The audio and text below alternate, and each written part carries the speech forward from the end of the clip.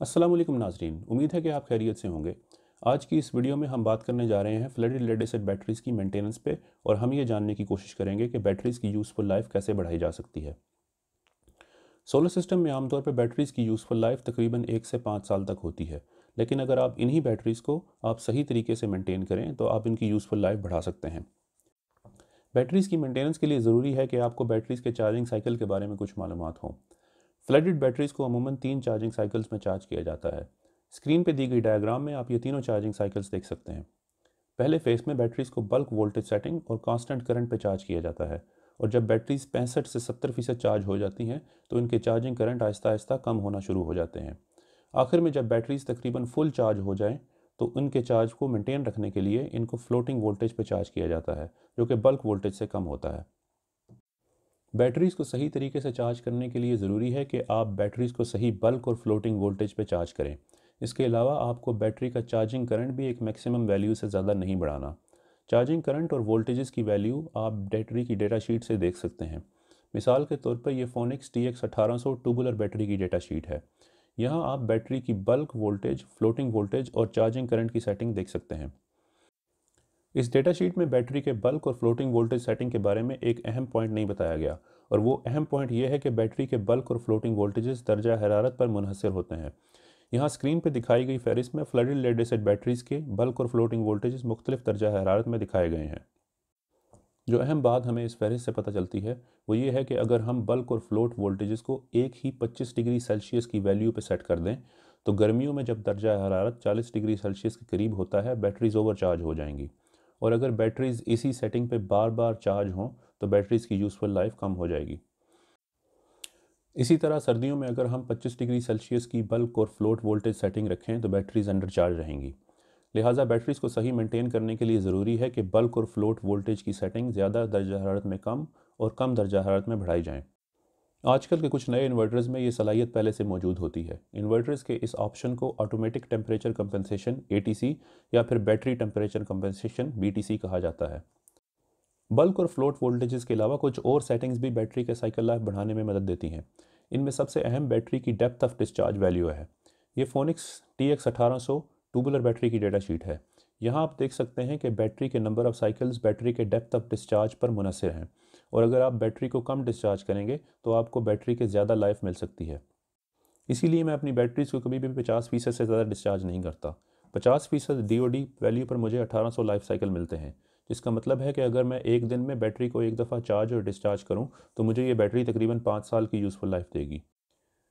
इसी बैटरी को अगर 20% डिस्चार्ज किया जाए तो नंबर ऑफ़ साइकिल 2500 हो जाएंगे, जो कि तकरीबन 7 साल बनते हैं। लेकिन बैटरीज़ को 20% डिस्चार्ज करने से आपको नुकसान ये होगा कि आपका बैटरी बैकअप काफ़ी कम हो जाएगा। इसलिए 50% डिस्चार्ज लिमिट एक कॉम्प्रोमाइज़ है बैटरीज़ की लाइफ और बैटरी बैकअप के दरमियान।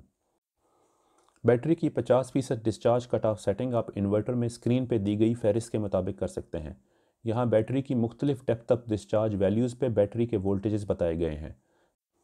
मसलन जब 12 वोल्ट बैटरी का वोल्टेज 12.06 पे पहुंच जाएगा तो बैटरी तकरीबन 50% डिस्चार्ज हो जाएगी। ये फहरिस्त वैसे तो फ्लडेड लेड एसिड बैटरीज़ के लिए बनाई गई है, लेकिन मुख्तलिफ मैन्युफैक्चरर्स की लेड एसिड बैटरीज़ में इन वोल्टेज वैल्यूज़ में थोड़ा सा फ़र्क हो सकता है। मसला यह है कि पाकिस्तान में आमतौर पर battery manufacturing companies data sheet में ये वैल्यूज़ नहीं बताती, इसलिए मैं इस फहरिस्त में दी गई वैल्यूज़ से ज़्यादा एक्यूरेट वैल्यूज़ किसी पाकिस्तानी मैन्युफैक्चरर की डेटा शीट से नहीं ढूंढ पाया। इसके अलावा बैटरीज़ का डिस्चार्ज रेट भी बैटरीज़ की यूज़फुल लाइफ के लिए काफ़ी अहम है। बैटरीज़ को कभी भी अपनी रेटेड एम्पेयर आवर वैल्यू के 10 से 15% से ज़्यादा पे चार्ज या डिस्चार्ज ना करें। ज़्यादा हैवी करंट से चार्ज या डिस्चार्ज करने से बैटरी की यूज़फुल लाइफ काफ़ी कम हो जाती है। बैटरी हैवी करंट से उस वक्त डिस्चार्ज होती है जब हम कोई हैवी लोड बैटरी से चलाएं। एक रफ एस्टीमेट के तौर पर आप बैटरी से चलाया गया ज़्यादा से ज़्यादा लोड स्क्रीन पे दिए गए फार्मूले से निकाल सकते हैं। मिसाल के तौर पर 48 वोल्ट और 200 एम्पेयर आवर बैटरी सिस्टम के लिए ज़्यादा से ज़्यादा लोड की वैल्यू 1512 वाट आती है। इससे बड़ा लोड लगाने की सूरत में बैटरी का डिस्चार्जिंग करंट 15% डिस्चार्ज करंट से ज़्यादा बढ़ जाएगा। Battery equalisation. Flooded lead acid batteries में मुख्तलिफ केमिकल प्रोसेसेस की वजह से कुछ अरसे के बाद बैटरीज के इलेक्ट्रोड्स पे सल्फेट की लेयर जमना शुरू हो जाती है। इसके अलावा बैटरी में लिक्विड का एसिड और पानी भी अलग-अलग होना शुरू हो जाता है। इस सारे अमल की वजह से बैटरी की कैपेसिटी कम हो जाती है। इस कैपेसिटी को दोबारा से नॉर्मल पे लाने के लिए बैटरी इक्वलाइजेशन का अमल किया जाता है। जिसमें बैटरी को फ्लोट वोल्टेज से ज़्यादा वोल्टेज पे ओवरचार्ज किया जाता है।